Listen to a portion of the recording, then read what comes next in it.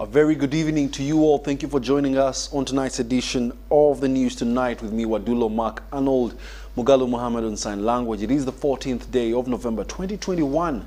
Let's take a look at tonight's headlines.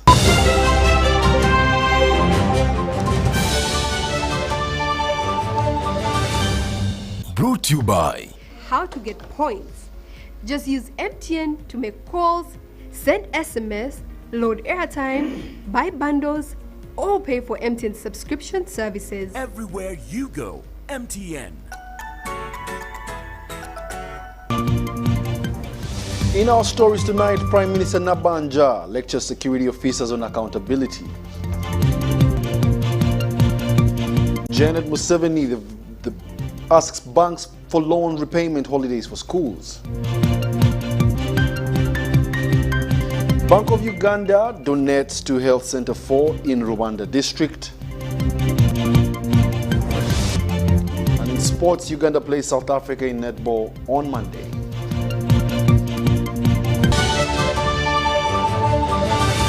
Was brought to you by Everywhere you go, MTN.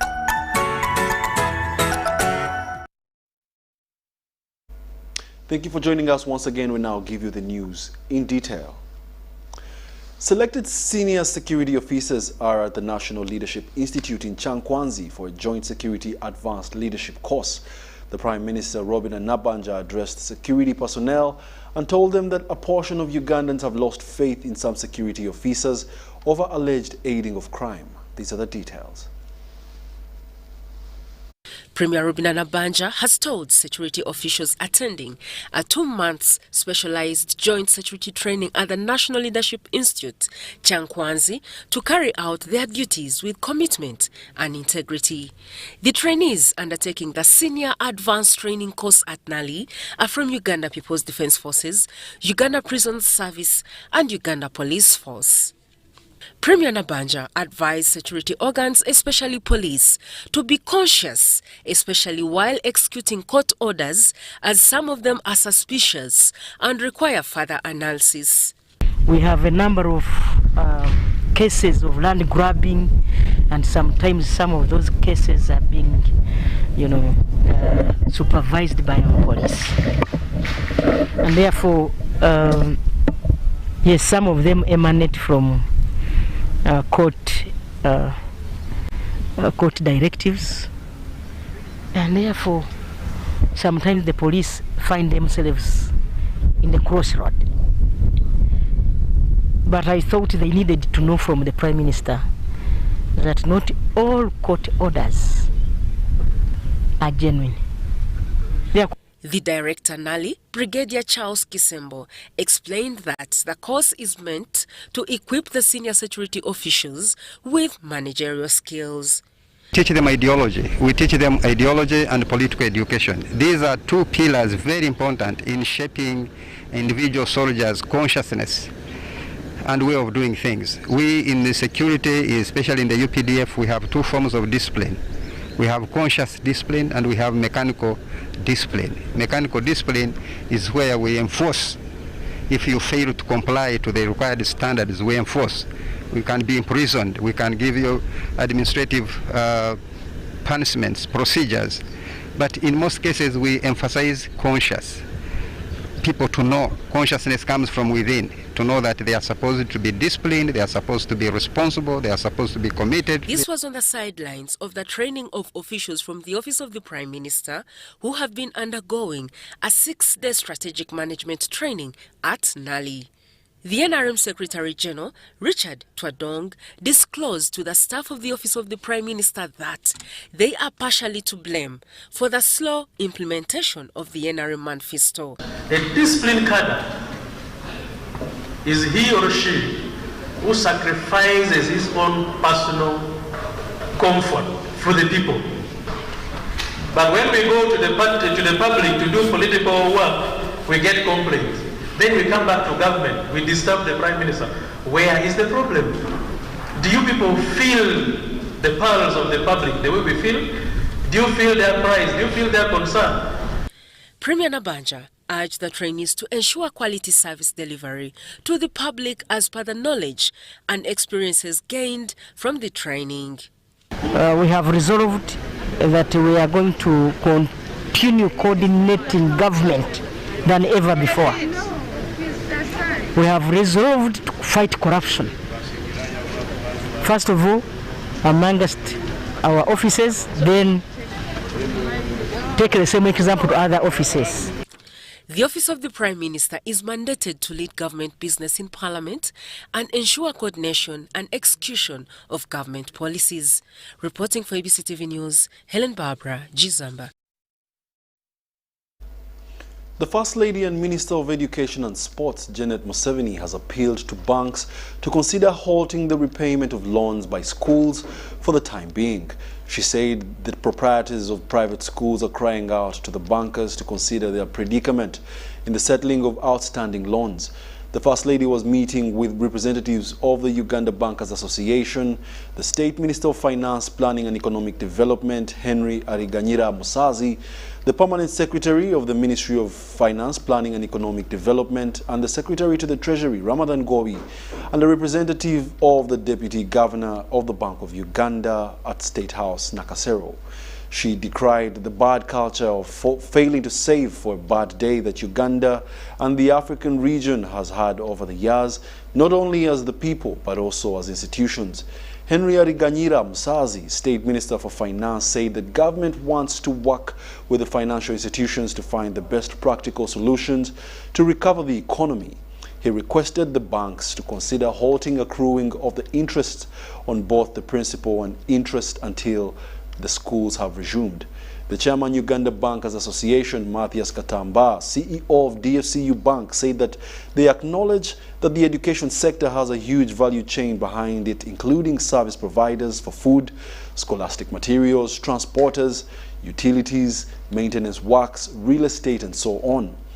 In a presentation made by the Executive Director, Wilbrod War, the Uganda Bankers Association said that for the next 12 months, ending December 2022, there will be no further accruing of interest on unpaid interest on the restructured portfolio, and that the early repayment fee plus any other penalty due to inability to meet loan obligations has also been waived. The Finance Ministry, Permanent Secretary and Secretary to the Treasury, Ramadan Gobi, said that government is studying the implications of the proposed interventions and that they are already working with the Uganda Bankers Association to roll out the Business Credit Fund facility through which schools can borrow under favorable conditions. Acting Executive Director Supervision of Bank of Uganda, Robert Mbabazize, who represented the Deputy Governor Bank of Uganda, said that they reduced the cost of borrowing from 9% to 6.5% and urged the commercial banks to pass this reduced cost to their borrowers and ease their burden.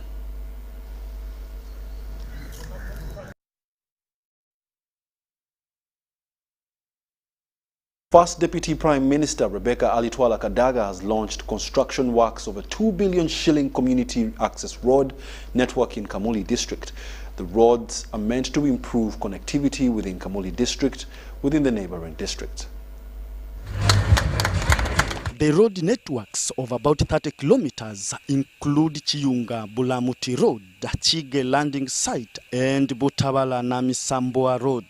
The roads connect Kamuli district to Isimba Bridge in Kayunga district. There are 3 contracts. We have commissioned them from here at Nakabara. They are being done by 3 companies.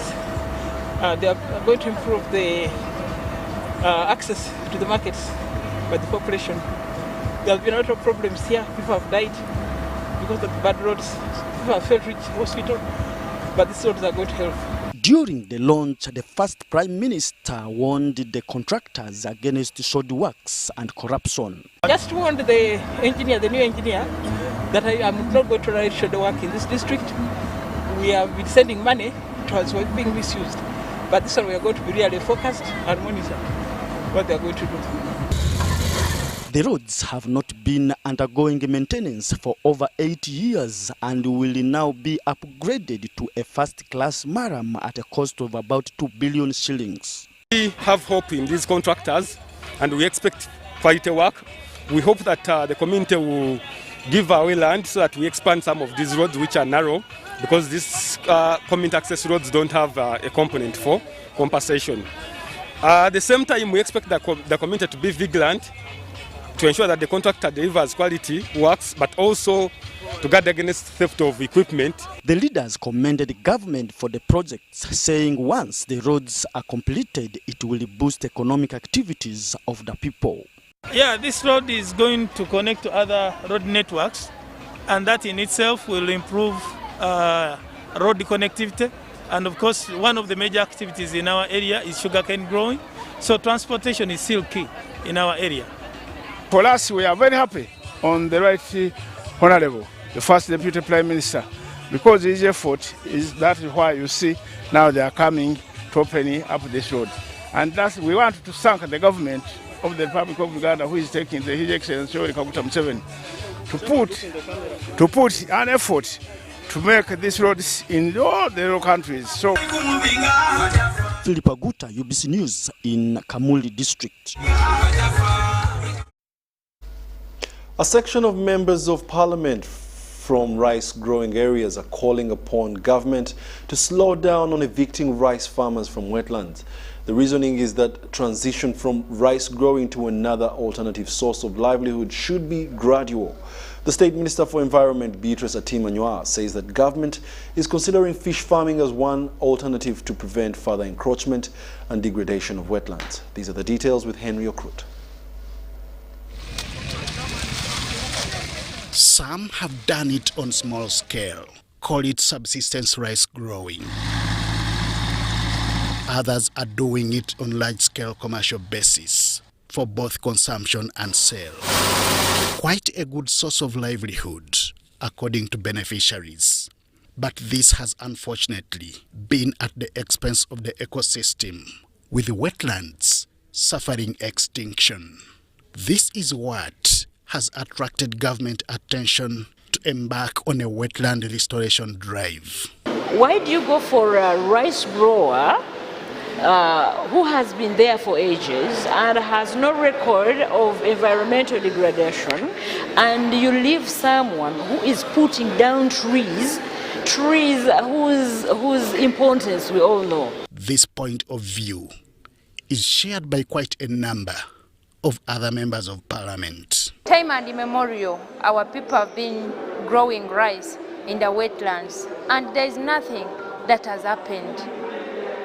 To me, evacuating these farmers from these wetlands is like sentencing them to death. We all know that climate change has become a reality. We need to preserve these places, the ecosystems, but there are many of our Ugandans who are deriving their livelihood on a daily basis from these swamps and what have you. So my position is that we do not just evict them. What we need to do is to have a process, conduct a proper kind of engagement with the communities who are dealing in rice. Wetland restoration in Uganda is not just a dream of yesterday. Some members of parliament attest that the head of state has been one of the advocates. This, unfortunately, they say, is coming at the expense of livelihood for rice growers. Some people grow their rice, they sell it, educate their children, take care of them health-wise, and even it's their source of livelihood. Therefore, to me, as their representative, I wouldn't agree with that. I think the government should re-strategize, should rethink, should reconsider the outcry of the poor people who are growing rice for their own survival. The strategy is to have rice growers in wetlands adopt other alternatives, with fish farming being at the fore. We want the communities which live around these wetlands and maybe our forests to engage them into productive engagement, like the production which they can live on. Like those in the wetland, like those in eastern Uganda, we are proposing to them to engage in fish farming. We made some good calculation of cost-benefit analysis, and we found that they're actually going to benefit more when they do fish farming than they are doing for rice. At Limoto Wetland, an ecosystem shared between Kibuku and Parisa districts in eastern Uganda, there has been some progress in adopting fish farming. Even the people themselves, they are not the other people of 2014. They are not hungry like they were. It is this similar engagement that has been proved successful here, that government intends to engage commercial rice growers at Luera Wetland on Massacre Road. We are not going just to chase them away. Of course, the companies like those ones of Luera, we also want to engage them to, if they can undertake another project other than the rice growing, because we need to restore that wetland together. How successful this will be may be a matter of time, at least for now. What ought to be remembered, however, is that some rice producers like these at Luera Wetland are land title holders whose eviction may require compensation. Henry Okurut, UBC. Bank of Uganda has renovated and donated medical equipment to Hamura Health Center 4 in Rwanda District, Kigezi Sub-Region in general. The Minister of State for Finance in charge of general duties, Henry Musazi, appreciated Bank of Uganda for supporting Hamura Health Center 4 in Rwanda District. The Minister of State for Finance in charge of general duties, Henry Musazi, has appreciated Bank of Uganda for renovating and equipping Hamura Health Center 4 in Rwanda District. Musazi was receiving the Deputy Governor, Bank of Uganda, Mike Atingego, at the official handover and launch of freshly renovated Hamura Maternity Ward that cost Bank of Uganda close to 305 million shillings.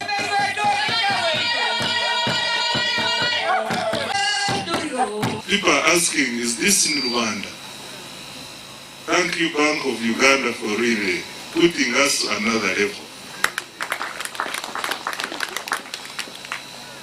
In 2019, I traveled with the team from Bank of Uganda in Dar es Salaam. We were benchmarking the National Payments Act now. That time it was a bill. And we had a conversation at a round table outside the business we were doing. And Sarah interested me together. Mike Atingego requested the district leaders and entire community to make use of Hamura Health Center for better livelihoods. Right, every household to produce goods and services that are deliberately intended for selling the markets to earn money so that we all exit from this subsistence sector. You know, we cannot talk about socio-economic transformation when people are still in the subsistence sector.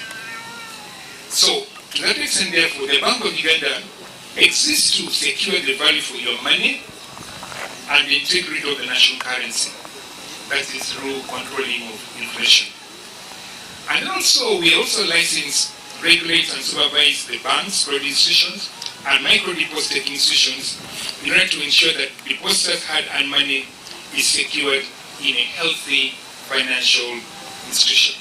So, mobile money, right? And why am I saying that? You know, I think it was the LC for chairman who wanted more of these services here, if Bank of Uganda can provide. These things are quite costly, so we need to look for money. The Secretary, Bank of Uganda, Susan Kanyemibwa, thanked the district leaders for choosing the right equipment for the health center. This is the first of the kind, and it is going to go a long way to help our mothers. We have seen a demonstration, and we've been told that some mothers have reached day of birth without going through the scan. And yet we have been told that medically you need to go through at least 4 times. I'm happy that our mothers here in Uganda, they are going to have a facility that is going to support you. Bank of Uganda also donated medical equipment and supplies like hand washing equipment, soap, sanitizers among other items to fight COVID-19 pandemic. The donation to Hamra Health Center 4 is part of the proceeds from a charity walk organized by Bank of Uganda recently under the theme and child health care for a healthy society. The chairperson, Rwanda District, Stephen Ampaire, the area RDC, Peter Rakifari, and the district health officer, Dr. Abdon Birungi, were among the luminaries that witnessed the ceremony. Thank you, the district leadership. 13 bed occupancy capacity, which means that each bed was accommodating 13 mothers per month, on a condition that each mother would stay not more than 2 days. But like I said before, these mothers come from the hills you can see, and they come and wait here before they give birth. Most of them were sleeping on the floor and outside. I think when you came here, you saw that most of the patients were around the wards. In the morning when they are cleaning, they go out, then all neighbors from this.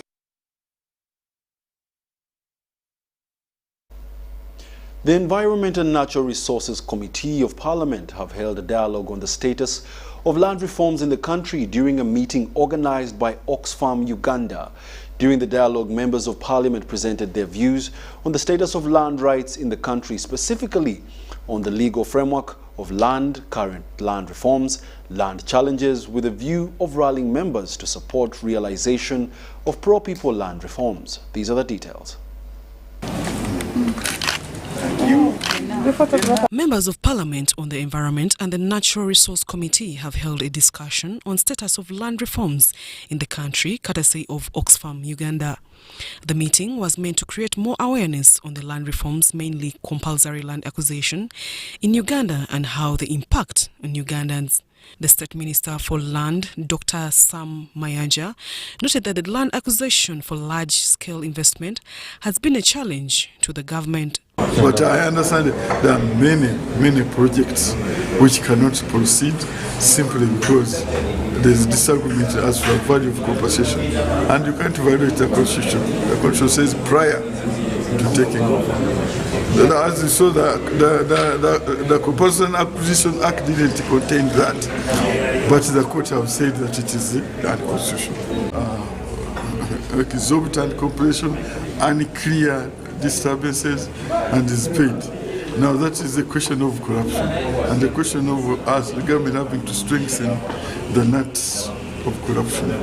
Delayed government infrastructure and investment projects due to land acquisition-related issues causes financial loss as a result of penalties from the contractors for redundant machinery. So for people who are not from here, when they come to invest here, and you tell them that you are the landlord, then you have a spotter, then you have a chivanja holder, then you have a hunt on the land, and all of them want to be compensated. It becomes very difficult and makes us risk competitive when it comes to what? To attracting large-scale investment. What we should do best is to make sure the current law is properly followed. And one of the ways is by recognizing the customary land system. The ministry should start processing customary land certificate and give to those who are owning land customary. And it should be recognized. As we talk now, little attention is being given to those who are owning their land customary. What we observe as a general observation in our communities is a lack of information, basically, on whether they have a right, how they can use the right, and when they exercise their right, and whether they even have responsibility over the rights that they have on land, and how they can use this land responsibly. In order to balance the interest of the public and the individuals claiming compensation, there is need to amend the law aimed at facilitating expeditious land acquisition by government. Zahara Abigaba, UBC News Tonight.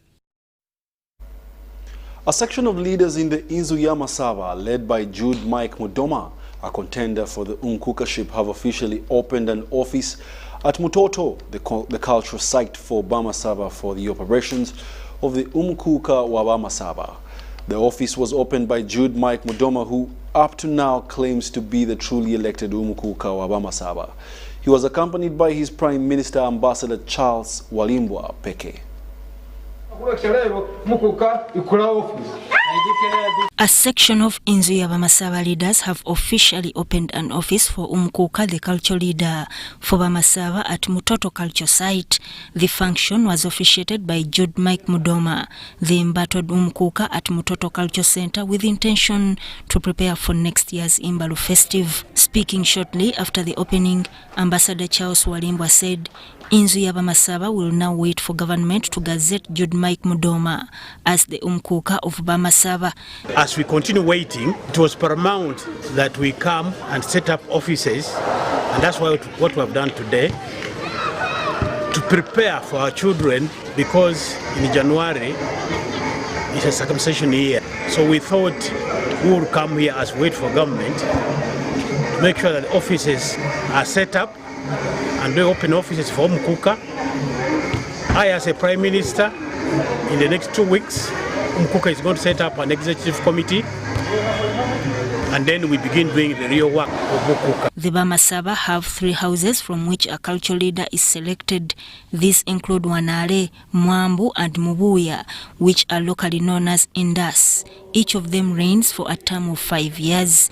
Stephen Gidudu Wodida, the Mwambu clan leader, says that Mutoto being a culture site for all Bamasaba, it necessitated for establishment of the office where the Bamasaba can meet their cultural leader, the Umkuka. This place is our cultural traditional place where we actually organize all the functions which we thought it was necessary that it must have a daily operation office for Bamasaba where they can meet their Umgoga at any time they need it. Ambassador Walimbwa Peke asserted that Inzu Bamasaba has been known for operating in Maluku in town, yet the Mutoto land remained undeveloped. He thinks that with an office established at the culture site, it will boost the development of tourism in the Inzu Bamasaba in collaboration with Ministry of Tourism. Through Ministry of Tourism and through NFA and the Uganda Wildlife Education Center in Entebbe, we have been working together as Inzu Bamasaba. When Mzee Wamimbi was here, when the late Mshukuru was here, we lobbied the government to join the venture with us, and the government agreed and put money in the National Development Plan, NPA 3. And now, in this financial year, government has set aside 6 billion shillings. The total cost of the project is 22 billion, which has been approved by government. So we are going to start as Inzu Bamasaba working as a joint venture. Kayunga local government, together with Ministry of Agriculture, organized an exhibition show for farmers on micro-scale irrigation program.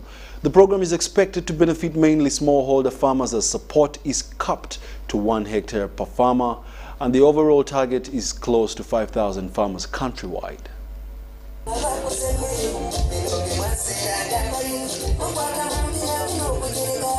District organized a small-scale irrigation exhibition for its small-scale farmers aimed at improving their livelihoods through irrigation. The micro-scale irrigation program is to provide farmers with resources needed to increase food production and improve their livelihoods. The program is looking at supporting 5,000 farmers every financial year. There is no other program which has done such tremendous impact on ground. In Kayunga only we have over 191 farmers who are going to be supported this financial year. And it's going to carry on for the next financial years. So in the 40 districts that we selected, it's the same case. We have all these farmers who have expressed interest, who want to acquire irrigation equipment. This Kayunga district, we see that the farmers are coming and demanding what they can manage. If you can manage 0.5 acres of this irrigation, that's what you seek for. 1 acre up to 2.5 acres. And this is going to over 40 districts. Farmers are to work closely with the local institutions to harness their context-specific expertise. Government contributes 20% to 75% of the farmers' irrigation equipment. 563 farmers applied for this project. We visited 263 farmers. Out of the 263 farmers, 194 farmers were approved to receive equipment this financial year. And right now, where we are at this process, farmers, right now we are evaluating the suppliers. Zubeda Namwanje, the Kayunga District Agricultural Engineer, notes that they have registered some challenges with the project. Our challenge the farmers are complaining about is that the program takes so long, because those we visited in February 2021 are the ones whose details the suppliers are working on, and the ones we expect to be getting. So that is a gap of like 8 months before the farmer gets the equipment. The microscale irrigation program is in line with Uganda's national irrigation policy, which aims at ensuring that there is at least 1.5 million hectares of irrigated land by the year 2040. Yes, with these pumps which are going to help us in irrigating our gardens. So this system will help us to improve on our crop growing. Irrigating the same size of land which we used to grow the crops last time, but when we started irrigating, we got twice as much yields as we used it. The role of the private sector is to ensure successful implementation of the microscale irrigation program. Zahara Abigaba, UBC News Tonight. Recent studies indicate that Ugandans not in the cash economy has reduced from 68 to 38% thanks to the decentralization policy of government. Now, this brings light to the role that local government plays in national development. The Permanent Secretary, Ministry of Local Government, Benjamin Kumumanya, underscores the need for timely release of funds to enable lower local governments execute their mandate. So, the poor don't sleep because they are hungry, and the rich do not sleep because the poor are awake. Thank you very much. Sometime in early 2019, economic analyst and now Permanent Secretary, Minister of Finance, Ramadan Gobi, delivered an address to local government leaders at Parliament. Make agriculture a high-value sector. We must make it a high-value sector by raising productivity in order to reduce subsistence. Of concern was the fact that effective service delivery remained key among the mandates of lower local governments. The same reason why the decentralization policy was adopted by Uganda's government in the early 1990s. Ben Kumumanya is the Permanent Secretary of the Local Government Ministry. The first legislation, which was Statute number 15 of 1993, was enacted by the National Resistance Council, empowering local governments to take charge of the management of the affairs of the population. Now, over the years, we have seen a lot of things happening. And actually, recently, and I wish to point out to viewers that the studies have discovered that there has been a lot of improvement in terms of social and economic development of the population, where in the last 5 or 6 years, we have seen, or about 8 years or 9 years, we have seen that the people who are not in the cash economy have actually reduced from 68% to 39%. This percentage could even go down further if even the composition of the lower local governments is well catered for. On the one hand, there is the political establishment of the district local councils, comprised of directly elected leaders. The local government councils are mandated to discuss and deliberate on issues affecting the population.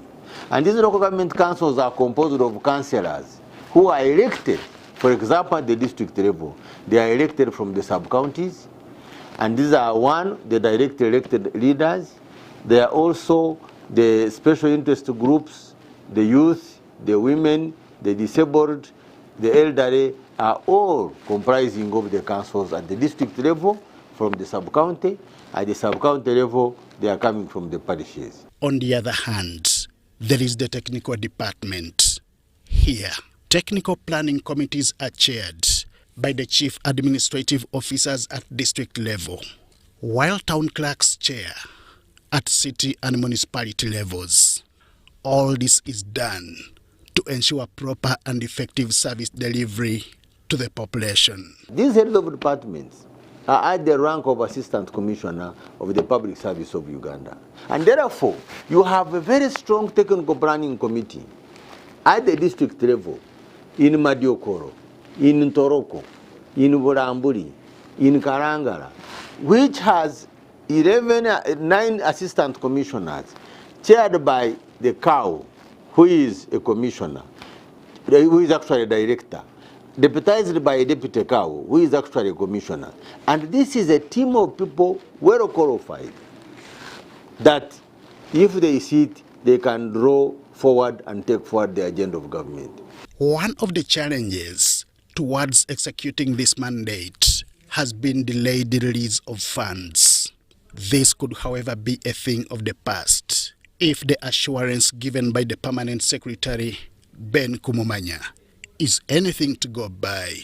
Any accounting officer who returns funds which are meant for service delivery should be sanctioned because the resources are budgeted for and appropriated for services, and they are released, and therefore they should be able to utilize them as stipulated.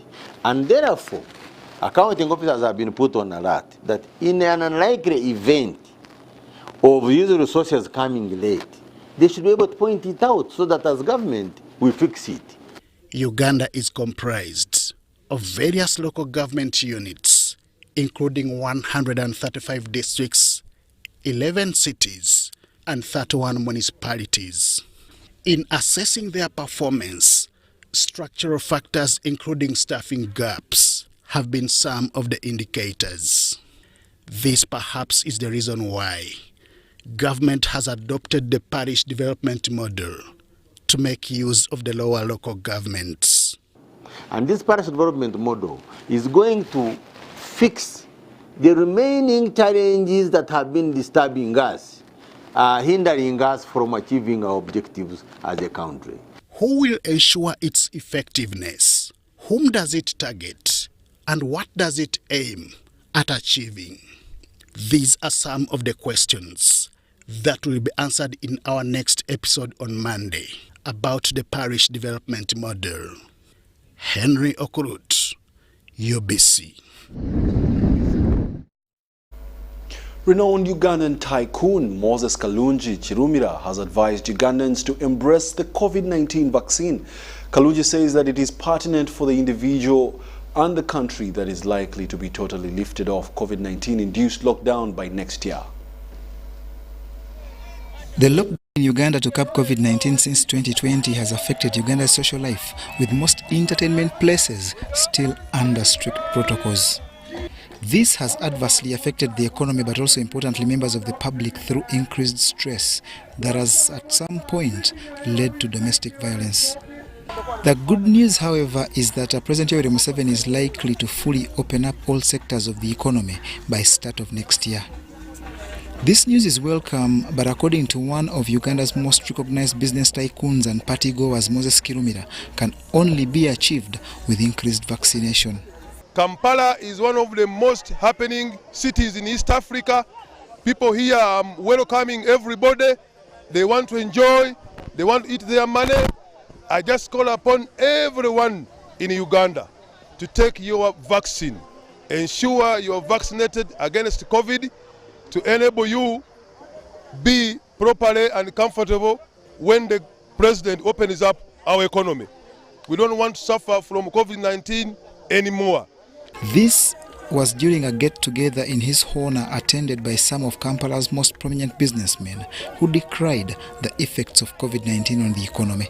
Abantu bagume bagoberera amateeka tulinde omukulembeze w'eggwanga paka lwanakola ki lwanatubbulawo naye nga naffe tuli affected.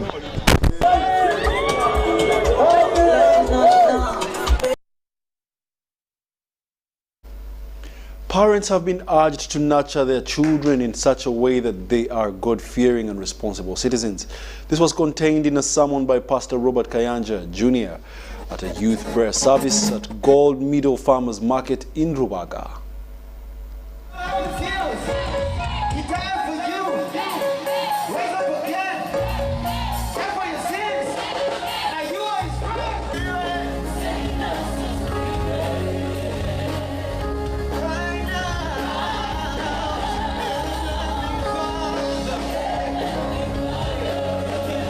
Stuff that happens in between, so we weren't able to have everybody. But the goal is one day that, as you see, people just like up here, is that we'll be able to take this to, some of you go to boarding schools, some of you go to day schools, some of you university, is that we'll be able to come like this to where you are. Thank everybody who came to worship night, but the most important thing, why we decided to do it when we had an ability to, when they opened up, was a few things. One, the majority of the kids, who are getting COVID, are going out to bars at night. The last attack, terrorist attack, happened at a bar. We wanted to create an environment where they could dance, sing, do the things they loved in a safe space. But also, one of the most important things that we also need to look at is how do we do these things, but at the same time, keep SOPs the best way we can. And also, impact them so they don't have to go elsewhere. And today we are doing our best to do that. Why it would be important to keep the youth in church is this. I deal with kids on a daily basis, he deals with young people on a daily basis. Church allows the parents, the community, the leaders to have a voice in the growth of young people. Luero District Kadi Sheikh Ramadan Sanja Molindwa has highlighted the role families play in foundations for a stable government. He advised faith-based families to provide examples to their children that should be brought with upright morals that will help avert issues like the rampant domestic violence. Because of the beauty, because of what? Yes, beauty is part and parcel of those four principles. But again, it comes last. It comes last. You should make sure that you marry because of the religion, because of the faith you have. So that's why many marriages today, they go into waste, because people, they just go there for relaxation.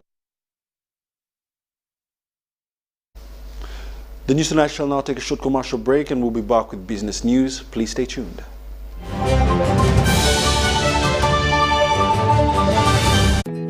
Grow together with one of Uganda's largest companies. Apply for MTN shares for as low as 100,000 Uganda shillings. And when you apply using MTN Mobile Money, you get 10 free extra shares for every 100 shares you apply for. Dial *165*65# or use the MyMTN app to apply now. The terms and conditions of the offer and other important information are set out in the prospectus. For assistance, visit any MTN service center or Stanbic Bank branch countrywide or a licensed broker.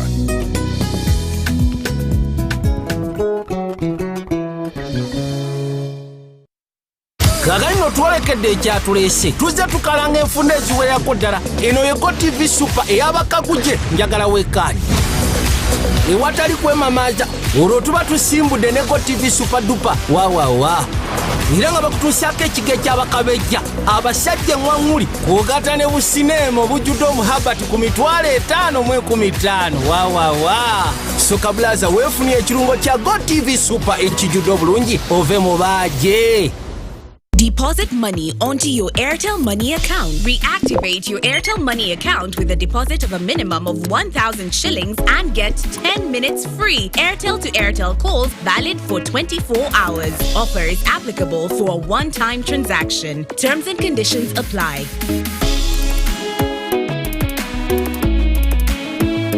Airtel Money. Simple, secure, borderless. Raising voices. Like other fathers across Uganda, I'm standing up to say no to violence against children. I commit to give my children a violence-free childhood. As fathers, we can make Uganda safer for our children. I promise to speak out when I see violence. In this time of COVID, what is your promise to the children of Uganda?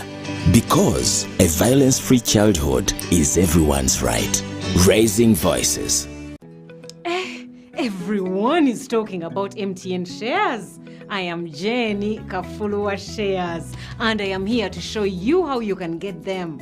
First, you need a Securities Central Depository account, or SCD account in short, and you can open one right now using MTN Momo. It's free of charge. Just get your phone and your national ID, and let me show you how. Now, why do you need an SCD account?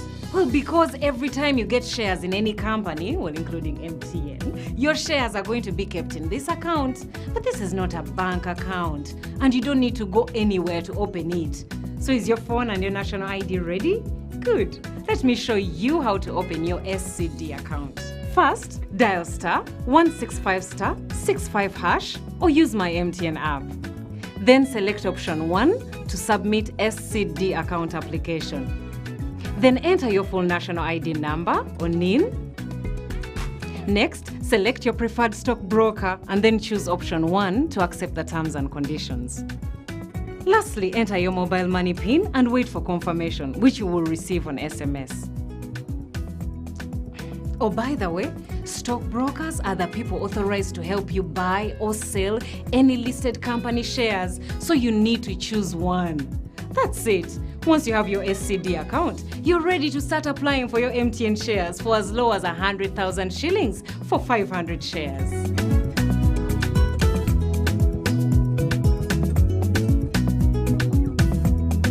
Everywhere you go, MTN.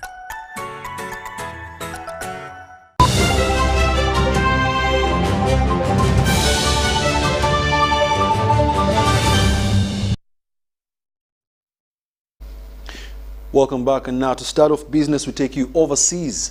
The organizers of the Dubai Air Show 2021 are hopeful that this year's event will give the aviation industry great opportunities. At this year's show, opened this Sunday, Uganda's national carrier showcased the A330-800 Neo aircraft from Airbus. Our reporter Samuel Senono is in the United Arab Emirates and now reports. A fly past by the United Arab Emirates demonstration team marked the opening of the Dubai Air Show 2021 at the Al-Maktoum airport in the United Arab Emirates.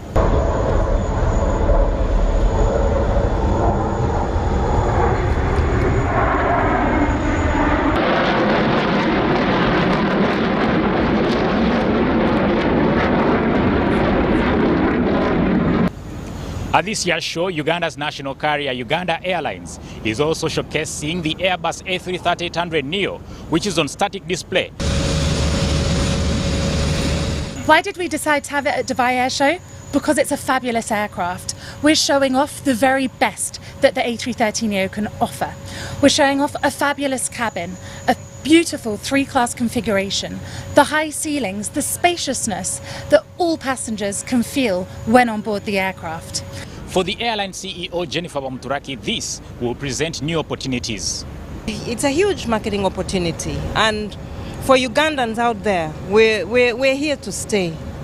Uganda Airlines is not going anywhere. We're growing. We've met so many investors. We've had a lot of investment opportunity discussions for growth for the airline, which is a very positive thing. At this show, Uganda Airlines is also set to ink a flight hour services agreement with Airbus, which will run for 5 years. They will be supplying a consignment of spares in Entebbe, which we keep in Entebbe. When required, the parts are used onto our aeroplane. At the same time, we will be belonging to their pool. They maintain a multi-million-dollar supply of spares at their pool. Each time we need a spare, we request for the spare, they supply, and we return the bad, the broken down and unserviceable spare to them, and we exchange. This show will run for the next 4 days, and players in the aviation sector gathered here are expected to deliberate on how best the industry can return to normal amidst the pandemic. For UBC TV, I am Samuel Senono at the Al-Maktoum airport in the United Arab Emirates. Farmers under the Extension Service Program with Sasakawa Africa Association in the districts of Isingiro and Rakai have been visiting different agriculture technology demonstration farms to see their performance. Now, many of the farmers in this region fear that they might have a repeat of the previous bad history.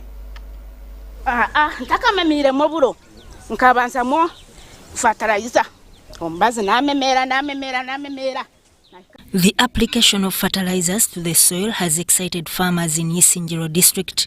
Millet is one of the drought-tolerant crops, and farmers are never stressed that crop might wither. Friend, I can't tell you more, but because sunshine in Kisiba Sub-County have become a big problem, and farmers are crying because crops have already dried. When we apply these fertilizers at different stages of growth, we have seen that they received rains twice. For a farmer who planted at the same time, they are quite different. The crops are quite different. The senior agriculture officer Isingiro district, Julius Murumba, notes that Isingiro district is coming up with quick interventions to avert crop failure. And any little rain that sometimes comes, washes away our soils, and we end up losing soil fertility. So we are trying to bring in soil and water conservation measures, and our plans are already in high gear to have these soil and water conservation measures taught to our farmers. According to the head of crop production enhancement at Sasakawa Africa Association, Jonathan Katende, drought in this part of the country is a reality. The climate change or the change of the weather, the lack of rain is actually affecting the farmers much compared to last year. Because this year, both in the first season and the second season, the first season the farmers received little rain, and even they realized that the second season also the rain is less. The farmers from Isingiro and Rakai have been having a Greenfield Week where they tour and learn about the performance of technologies along the agricultural value chain. And specifically, the reason we brought Rakai farmers is to have them get a feel of what is happening, because Rakai and Isingiro share a common terrain.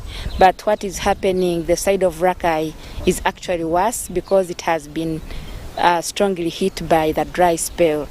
For many years under this arrangement, the fields were still green, performing well and are anticipating good yields. The trick is the farmers have been exposed to good drought-tolerant technologies. This technology of planting in lines, it is a good technology because when you use fertilizer and you plant in lines, you get high yields. This technology to be of a great importance since it is producing much than the traditional one. Chairman Elsif Rimbali Sub-County in Yisinji Nwabine Pade says his sub-county emerged two in the country in the recent performance appraisal and is attributing his success to the improved food security and household incomes due to the 4-year exposure to Sasakawa farming practices. Yeah, on this note, I'm very happy because Isingiro district as a district is the second among the districts of Uganda in giving services to the people. But Mbare is the first among the sub-counties. Douglas Setumba, UBC News. The Uganda Registration Services Bureau, URSB, is benchmarking with its cross-continental partners best practices on how to efficiently run public registers. The role of integration and e-adoption play in enabling efficient workflow was emphasized during the cross-continental 16th Annual Corporate Registrars Forum hosted by Uganda. Ease of doing business has been cited as one of the most important decisions registering entities make before deciding to invest in an economy. This is where URSB came into play and said we must take our services online. We had started the journey, but as the Registrar General said, we're at about 30%. Right now we have moved to about 70% of having our services online. Uganda Registration Services Bureau recently launched an intellectual property online filing system that is designed to enable the public file for intellectual property protection remotely over the internet. And this has assisted us because most of the trademarks registered here are foreign. You can imagine now that they can register it wherever they are. This year's Corporate Registers Forum brings together 68 countries from Africa, Asia Pacific, Europe and Latin America. And Uganda is prioritizing to benchmark on how to manage big data. How did they manage? How are they doing better? This is what we want to learn from each other. We've heard of topics like artificial intelligence. We're dealing with big data. How are people utilizing big data to be able to provide this information to the government? Blockchain technology has emerged as a prospect with the potential to host an incorruptible, efficient data system. There are private blockchains where this transparency is limited to the organization that has built it or to specific individuals or roles within the organization. And then there are hybrid blockchains where it's a mix between public and private blockchains. URSB has had to integrate into public systems like business registration system and electronic document management to enable successful public service with other government agencies and ministries. Our data is used by millions of users or citizens or non-citizens, but also entities. And the way to access it is through a request, a formal request to the heads of those registries. We also provide a platform for accessing just basic data when you go to our website. But the most important thing is that we are able to see, yes, even if you have, for instance, a dormant company and then the URA we do not have any information to that effect. It is how best you are able to utilize that information to take a decision. According to the URA, revenue collection from the Uganda Registration Services Bureau since the inception of the Tax Payment Registration and Expansion Program has grown from 0.399 billion Ugandan shillings in financial year 2014-2015 to 1.67 billion shillings in the financial year 2020-21. Wadulo Makanold, UBC News in Kampala.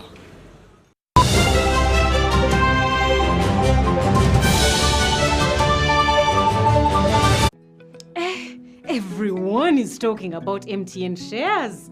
I am Jenny Kafulua Shares, and I am here to show you how you can get them.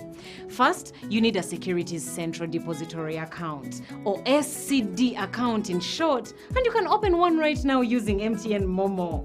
It's free of charge. Just get your phone and your national ID, and let me show you how. Now, why do you need an SCD account? Well, because every time you get shares in any company, well, including MTN, your shares are going to be kept in this account. But this is not a bank account, and you don't need to go anywhere to open it. So is your phone and your national ID ready? Good. Let me show you how to open your SCD account. First, dial *165*65# or use my MTN app. Then select option 1 to submit SCD account application. Then enter your full national ID number or NIN. Next, select your preferred stockbroker and then choose option 1 to accept the terms and conditions. Lastly, enter your mobile money PIN and wait for confirmation, which you will receive on SMS. Oh, by the way, stockbrokers are the people authorized to help you buy or sell any listed company shares, so you need to choose one. That's it. Once you have your SCD account, you're ready to start applying for your MTN shares for as low as 100,000 shillings for 500 shares.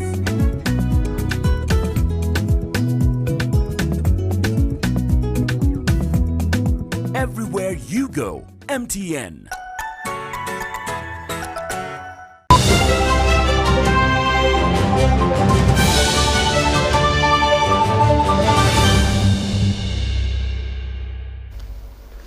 Welcome back. You're still watching the UBC News Tonight. Now, in the world of sports, slightly over a week ago, Uganda hosted the Queen's Baton Relay.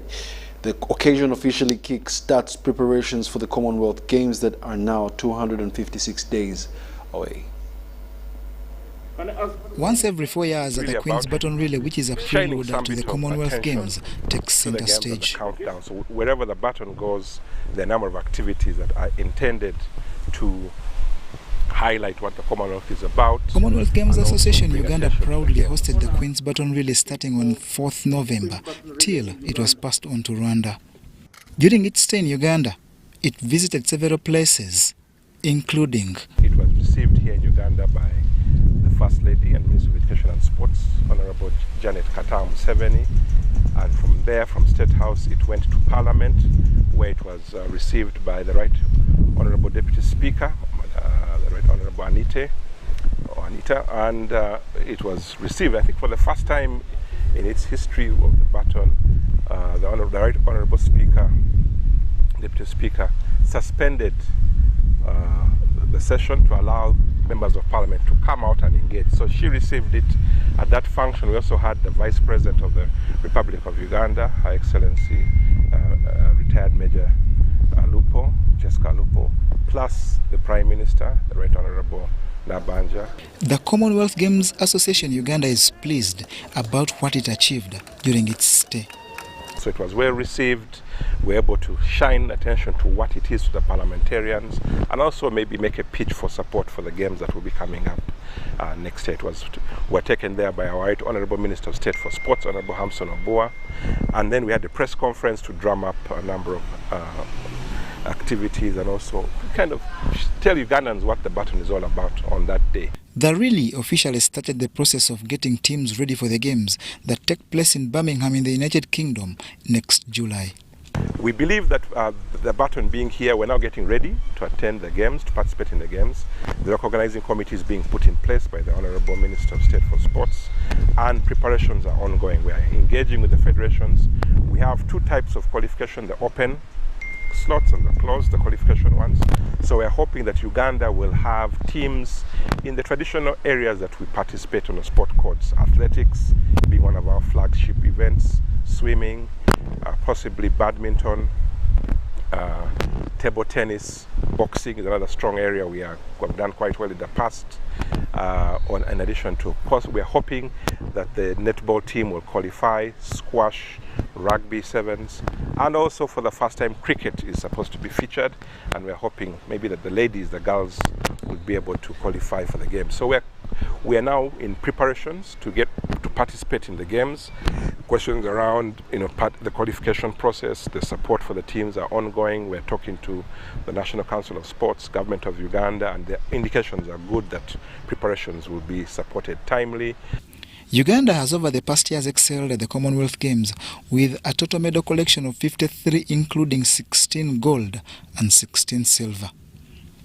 These games will also feature para-athletes, and Uganda is likely to send swimmers, runners and badminton players in that category. John Barnes, Sentamu, reporting. When Engineer Moses Magogo assumed Federation of Uganda Football Association's presidency for his third term early this year, he determined to achieve a hat-trick of results over the next 4 years. The hat-trick included witnessing mass football for all, which has been embraced by Uganda District Woman MP Jen Bainomogisha. His manifesto as Federation of Uganda Football Association's president for the period 2021 to 2025, Engineer Moses Magogo identified 3 key areas on which to lay emphasis. These are league football professionalization, players and club excellence internationally, and mass football for all, especially girls and boys at amateur level. For the latter target among the hat-trick, even before end of his first year in this third stint, Magogo has already got partners. The call for mass football for all has been answered by Uganda District Woman MP Jen Bainomogisha, who has launched the Honourable Jen Mbadituka Inter-Sub-County Tournament for all in the area. In the manifesto of FUFA, there is bringing football down to the grassroots. So when I realized that there is a manifesto that is supposed to be implemented by FUFA, so I realized with them, we worked together to make this happen. And this one is showing that we are really working together with the FUFA to promote the talent of the youth in Iran. It aims at helping Uganda District identify talents that they plan to propel to the national level and beyond. Because I realized that here in Uganda, we have youth who have the potential of playing football even outside the Uganda. So I'm very grateful that this thing has come to pass. I promise even to support more talents of not only football, but also music and even craft and even other skills, but all in the names of promoting the talents of the youth in Uganda. The tournament launch that took place at St. Anne's Kihani Football Grounds at Kihangara Sub-County Uganda District was graced by FUFA member Freddy Ndaula.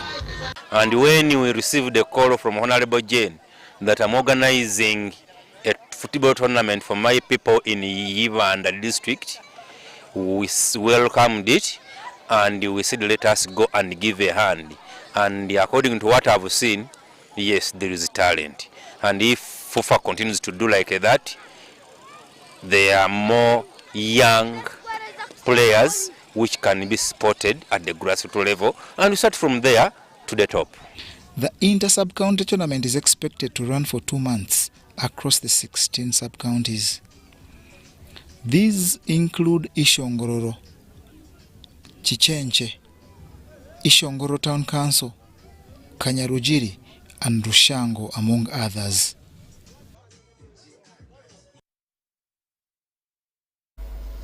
The African Netball Cup in Namibia has entered match day 6 that had 5 games on the fixture. In the opening game of the day, Kenya beat Tanzania 48-40. Malawi edged Namibia 53-44. Botswana saw off Zimbabwe 47-44, while Uganda walloped Kenya 73-40. The result for Uganda means that the She-Cranes remain unbeaten after 6 games and is still level at top the standings on the 12 points with South Africa that has a better goal difference. The two face off tomorrow in an eagerly awaited clash that may determine who wins the 2021 African Netball Cup, even though it comes at the penultimate round of the competition.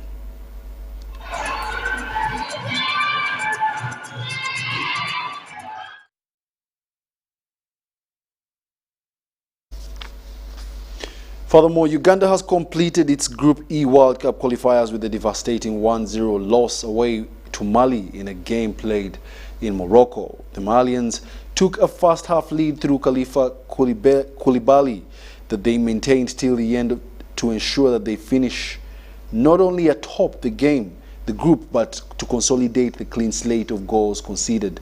Mali finished on 16 points, while Uganda is second on 9 in a group whose last game is on Monday with Kenya hosting Rwanda. The rules of engagement for this particular qualifier were that the top teams from the 10 groups enter a final hurdle in which they will be drawn home and away in a winner-takes-all scenario. The best 5 will then head to Qatar next year for the World Cup to be played for the first time between November and December rather than June and July. This was supposed to be a chance for goal, really. Could have...